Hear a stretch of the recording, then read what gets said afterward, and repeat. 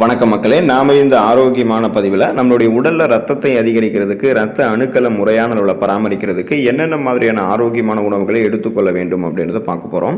உடல்ல ஹீமோகுளோபின் மற்றும் ரத்த சிகப்பணுக்களுடைய உற்பத்தியை அதிகரிக்கிறதுக்கும், ரத்த சோகை அப்படின்னு சொல்லக்கூடிய அந்த அனிமியா பிரச்சனையை தவிர்க்கிறதுக்கும் ஊட்டச்சத்துக்கள் நிறைந்திருக்கக்கூடிய பாரம்பரிய மற்றும் ஆரோக்கியமான உணவுகளை நம்ம எடுத்துக்கொள்ள வேண்டியது ரொம்ப ரொம்ப அவசியங்க. அப்போ ரத்தத்தை இயற்கையான முறையில் அதிகரிக்கிறதுக்கு உணவுகள் இருக்கா அப்படின்னு கேட்டீங்கன்னா இருக்கு. அந்த உணவுகளை விளக்கமாக பார்ப்போம். அதை பற்றி பார்க்கறதுக்கு முன்னாடி இந்த வீடியோக்கு மட்டும் ஒரு லைக் கொடுத்துட்டு இந்த தகவலை உங்களுக்கு தெரிஞ்சவங்களுக்கும் ஷேர் பண்ணிடுங்க. ஏன்னா இது அவங்களுக்கும் பயனுள்ளதாக இருக்கக்கூடிய ஒரு ஆரோக்கியமான பதிவு தாங்க. இது போன்ற அப்டேட்ஸ்கள் நீங்கள் தொடர்ந்து பார்க்கறதுக்கு நம்மளுடைய ஹெல்த் நியூஸ் தமிழ் சேனலை மறக்காம சப்ஸ்கிரைப் பண்ணி வச்சுக்கோங்க. பக்கத்தில் இருக்கக்கூடிய பெல் பட்டனையும் கிளிக் பண்ணி ஆல் அப்படின்ற ஆப்ஷனையும் செட் பண்ணி வச்சுக்கிட்டீங்க அப்படின்னா நாங்கள் போடக்கூடிய எல்லா அப்டேட்ஸும் உங்களுக்கு நோட்டிஃபிகேஷன் அடிக்கடி வந்து சேரும். சரிவாங்க மக்களே, இப்போ வீடியோக்குள்ள போயிடலாம்.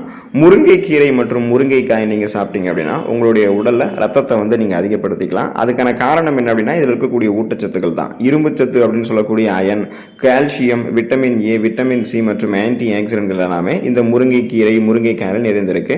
இதனுடைய பயன்கள் என்ன அப்படின்னா ரத்தத்தை வந்து உற்பத்தியை உங்களுக்கு வந்து அதாவது ரத்த உற்பத்தியை வந்து அதிகரிக்கிறதுல முருங்கைக்கீரைக்கு மிக முக்கிய ஒரு இடம் உண்டு அப்படின்னு சொல்லலாம்.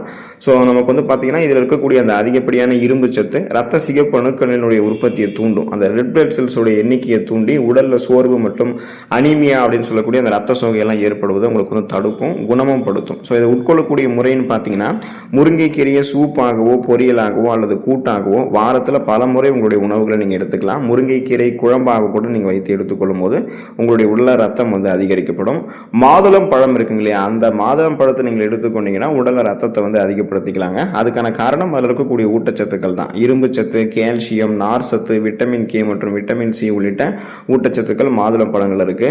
இதன் மூலமாக கிடைக்கக்கூடிய பலன் என்ன அப்படின்னா மாதுளம் பழம் ரத்த ஓட்டத்தை சீராக வைக்கிறதுக்கும் உடல்ல ஹீமோகுளோபினுடைய அளவை விரைவாக உங்களுக்கு உயர்த்துறதுக்கு பெரிதும் உதவி பண்ணும். மாதுளம் பழத்தில் இருக்கக்கூடிய ஆன்டி ஆக்சிடென்ட்கள் ரத்த நாளங்கள், அந்த பிளட் வெசல்ஸை வந்து உங்களுக்கு ஆரோக்கியமாக வைத்துக் கொள்ளும். அதில் இருக்கக்கூடிய இறுக்கங்கள் எல்லாம் தளர்த்தி போதுமான அளவுக்கு ரத்த ஓட்டத்தை உங்களுக்கு வந்து கொடுக்கும். உட்கொள்ளக்கூடிய முறைன்னு பார்த்தீங்கன்னா தினமும் ஒரு ஃப்ரெஷ்ஷாக இருக்கக்கூடிய மாதுளம் பழத்தை அப்படியே நீங்கள் சாப்பிடலாம், அல்லது நீங்கள் ஜூஸ் மாதிரி கூட உங்களுக்கு விருப்பப்பட்டீங்கன்னா நீங்கள் குடிக்கலாம். ஜூஸ் மாதிரி குடிக்கும்போது சர்க்கரையெல்லாம் அதில் சேர்க்காம இயல்பாக அதனுடைய சுவையை வந்து நீங்கள் பெற்றுக்கொள்வது நல்லது. ஏன்னா அப்போதான் உங்களுக்கு சுகர் ப்ராப்ளம்லாம் இல்லாமல் ரத்தத்தை வந்து நீங்கள் அதிகரிக்கிறதுக்கு அது உதவி பண்ணும். பீட்ரூட் வந்து நீங்கள் எடுத்துக்கிட்டீங்க அப்படின்னா உங்களுடைய உடலில் ரத்தத்தை வந்து நீங்கள் அதிகரிக்கலாங்க. பீட்ரூட்டில் இருக்கக்கூடிய ஊட்டச்சத்துக்கெல்லாம் பார்த்தீங்கன்னா ஃபோலேட்டு, இரும்புச்சத்து, மேங்கனீஸ் மற்றும் பொட்டாசியம் போன்ற ரத்தத்தை வந்து உங்களுக்கு அதிகரிக்கக்கூடிய ஊட்டச்சத்துக்கள் தான் இருக்கும். ஸோ இதன் மூலமாக கிடைக்கக்கூடிய பலன் என்ன அப்படின்னா பீட்ரூட்டில் இருக்கக்கூடிய அந்த இயற்கையான நைட்ரேட்டுகள் மற்றும் இரும்புச்சத்து ரத்த சிகப்பு அணுக்களை வந்து புதுப்பிக்கிறதுக்கு ஹெல்ப் பண்ணும். அதாவது ரெட் பிளட் செல்ஸை வந்து உங்களுக்கு ரினிவல் பண்ணும். உடலுக்கு தேவையான ஆக்சிஜன் விநியோகத்தை அதிகரிக்கும். ஸோ அவங்களுக்கு வந்து பார்த்தீங்கன்னா அந்த ரத்த புரதமான ஹீமோகுளோபின் வழியே ஆக்சிஜன் சப்ளை சிறப்பாக நடக்கணும்னா பீட்ரூட் உங்களுக்கு துணை புரியும். இதை உட்கொள்ளக்கூடிய முறைன்னு பார்த்தீங்கன்னா வாரத்தில் 2 அல்லது 3 நாட்கள் பீட்ரூட் காய்கறியை நீங்கள் சமைத்து எடுத்துக்கலாம். இல்லைனா வாரத்தில் ஒரு தடவை பீட்ரூட் ஜூஸ் மாதிரி எடுத்துக்கலாம்.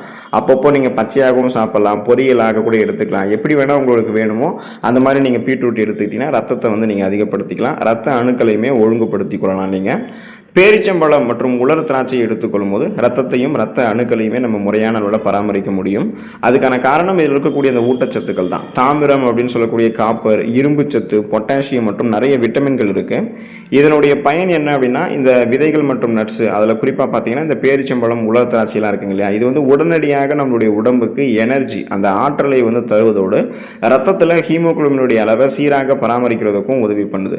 இரும்பு சத்தை உடல் உறிஞ்சிக் கொள்வதற்கு இது வந்து பார்த்தீங்கன்னா உங்களுக்கு வழிவகுக்கும். ஸோ அதனால் இதை உட்கொள்ளக்கூடிய முறைன்னு பார்த்தீங்கன்னா சில பேரிச்சம்பழங்கள் மற்றும் உலர் திராட்சைகளை தண்ணீரில் ஊற வைத்து காலையில் வெறும் வயிற்றில் நீங்கள் சாப்பிட்றது உங்களுக்கு மிகவும் நல்லது. இரவு தூங்குறதுக்கு முன்னாடி சாதாரணமாக குடிக்கக்கூடிய தண்ணீரில் ஊற வச்சுக்கோங்க. மறுநாள் காலையில் எழுந்ததுக்கப்புறம் அதை நீங்கள் எடுத்துக்கிட்டீங்கன்னா இன்னும் பல்வேறு விதமான ஊட்டச்சத்துக்கள் அதில் அதிகமாகவே இருக்கும். விரைவாக உங்களுடைய உடல் அந்த ஊட்டச்சத்துக்களை உறிஞ்சிக் கொள்வதற்கு தயாராக இருக்கும்.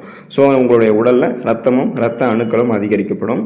கீரை வகைகள் நீங்கள் வந்து ட்ரை பண்ணி பார்க்கலாம். அகத்திக்கீரை, பொன்னாங்கண்ணி கீரை, முளைக்கீரை, இந்த மாதிரி கீரை வகைகள் எடுத்துக்கலாம். சுழற்சி அடிப்படையில் வாரத்தில் ஒரு தடவை ஏதாவது ஒரு கீரைகளை மாற்றி மாற்றி நீங்கள் சாப்பிடும்போது ரத்தமும் ரத்த அணுக்களும் உங்களுக்கு அதிகரிக்கப்படும். இரும்பு சத்து, ஃபோலிக் அமிலம் மற்றும் பல கனிமங்கள் கீரைகளில் நிறைந்திருக்கு. அப்போது கிரீன் வெஜிடபிள்ஸ் என்று சொல்லக்கூடிய பச்சை இலை காய்கறிகள் எல்லாமே ரத்த உற்பத்திக்கான மூலப்பொருட்களை நமக்கு உடனடியாக செயல்படுத்தும். ஸோ இது எல்லாமே நம்மளுடைய உடம்புல ரத்தத்தினுடைய அளவை இயற்கையான முறையில் உயர்த்தும் அப்படின்றதுக்கான நம்பிக்கை நிறைய பேருக்கு இருக்குது. அதனால தான் கிரீன் வெஜிடபிள்ஸ் வந்து எடுத்துக்கொள்கிறாங்க. ஸோ இதை உட்கொள்ளக்கூடிய முறைன்னு பார்த்தீங்கன்னா மனித உணவு உங்களுக்கு உங்களுக்கு வந்து மதிய உணவில் தினசரி ஏதேனும் ஒரு கீரை வகைகளை நீங்கள் சேர்த்துக்கொள்வது ரத்த சோகைக்கு ஒரு சிறந்த தீர்வாக இருக்கும். கிரீன் வெஜிடபிள்ஸ் இல்லாமல் நீங்கள் எப்போதுமே உங்களுடைய உணவுகளை சாப்பிடாதீங்க. அப்படி சாப்பிட்டீங்கன்னா உங்களுக்கு நிறைய தீமைகள் ஏற்படும். அதனால் நீங்கள் பச்சை இலை காய்கறிகள், கீரை வடிவங்கள் இதெல்லாமே நீங்கள் வந்து எடுத்துக்கொள்வது ரத்தத்தையும் ரத்த அணுக்களையும் அதிகரிக்கிறதுக்கு உங்களுக்கு உதவி பண்ணும்.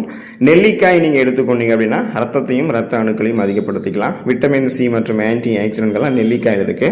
இதன் மூலமாக கிடைக்கக்கூடிய பலன் என்னன்னு பார்த்தீங்கன்னா, இந்த விட்டமின் சி நிறைந்திருக்கக்கூடிய உணவுகள் உடல் வந்து இரும்பு சத்தை முழுமையாக உறிஞ்சிக் கொள்வதற்கு ஹெல்ப் பண்ணும். அதாவது நம்ம மற்ற உணவுகளை சாப்பிட்றோம் அப்படின்னா அதில் இருக்கக்கூடிய இரும்பு சத்தை நம்மளுடைய உடம்பு வந்து உறிஞ்சிக் கொள்வதற்கு ரொம்ப வந்து உதவியாக இருக்கும். ஸோ இரும்பு சத்து இருக்கக்கூடிய உணவுகளோட நெல்லிக்காய் வந்து நம்ம சேர்த்துக்கொள்வது ரத்தத்தை அதிகரிக்க மிகவும் அவசியமான, சீக்கிரமாக வந்து பார்த்தீங்கன்னா நமக்கு வந்து அதிகரிக்கும்.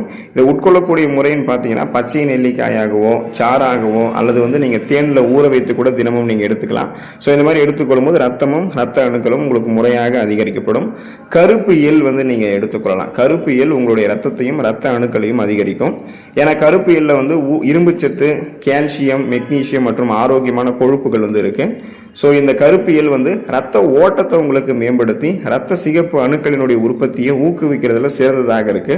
இப்போ நீங்கள் இந்த கருப்பு எள்ளை வறுத்து பொடி பண்ணுறது வெள்ளத்தோடு சேர்த்தோ அல்லது உருண்டையாக செய்தோ நீங்கள் வந்து எடுத்துக்கொள்ளலாம். ஸோ இந்த மாதிரி எடுத்துக்கிட்டிங்கன்னா கருப்பு எள் வந்து உங்களுக்கு ஊட்டச்சத்துக்களை கொடுத்து உங்களுடைய உடலில் இரும்பு சத்தை வந்து உங்களுக்கு சீக்கிரமாகவே கொடுக்கும். அப்போ பார்த்தீங்கன்னா ரத்த அணுக்களும் முறையான அளவில் உங்களுக்கு வந்து பராமரிக்கப்படும், ரத்தமும் உடலில் வந்து அதிகரிக்கப்படும். பழைய சாதம் மற்றும் நீராகாரமெல்லாம் நீங்கள் எடுத்துக்கொள்ளும் போது உடலில் ரத்தத்தை வந்து அதிகரிக்கலாம். ரத்த சிகப்பு அணுக்கள், ரத்த வெள்ளை அணுக்களையும் முறையான அளவில் பராமரிக்கலாம். விட்டமின் பி காம்ப்ளெக்ஸு, இரும்பு சத்து, கால்சியம் மற்றும் உடலுக்கு நன்மை செய்யக்கூடிய ப்ரோபயோட்டிக்ஸுமே பழைய சாதத்தில் இருக்குது. ஸோ முன்னாடி நாள் நம்ம மீதியாக இருக்கக்கூடிய சாதத்தில் தண்ணீர் ஊற்றி வைக்கும்போது அது வந்து நமக்கு வந்து பழைய சாதமாக மாறக்கூடிய அந்த ஃபெர்மெண்டேஷன் ப்ராசஸ், நொதித்தல் செயல்முறையில் அதில் லட்சக்கணக்கான நல்ல பாக்டீரியாக்கள் வந்து பெருகுவதோடு இரும்பு சத்தினுடைய அளவும் நீங்கள் நினச்சி பார்க்க முடியாத அளவுக்கு பன்மடங்கு அதிகரிக்கிறது. இதனால் அனிமியா என்று சொல்லக்கூடிய ரத்த சோகை நோயை நம்ம வந்து போக்கி உடலுக்கு வந்து எப்போதுமே குளிர்ச்சியை கொடுத்து உடலை சுறுசுறுப்பாக செயல்பட வைக்கிறதுக்கு, உடலுக்கு பலத்தை கொடுக்கறதுக்காக பழைய சாதம் எடுத்துக்கணும். இப்போ உட்கொள்ளக்கூடிய முறைன்னு பார்த்தீங்கன்னா காலையில் நீங்கள் சின்ன வெங்காயம் மற்றும் மோர் சேர்த்து நீராகாரமாக பழைய சோத்தை உட்கொள்வது ரத்த உற்பத்திக்கு மிகவும் வந்து சிறந்த ஒரு வழிமுறை என்று தெரிந்து கொள்ளுங்க.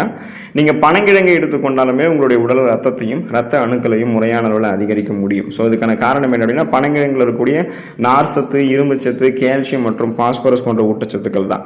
பனங்கிழங்கு ரத்த ஓட்டத்தை சீராக வைக்கிறதுக்கும் உடல்ல புதிய ரத்த சிகப்பு அணுக்களை உற்பத்தி பண்றதை ஊக்குவிக்கிறதுக்கும் பெரிதும் ஹெல்ப் பண்ணும். ஸோ ரெட் பிளட் செல்ஸ் வந்து உங்களுக்கு ஃபாஸ்டா வந்து உங்களுக்கு வர ஆரம்பிக்கும்.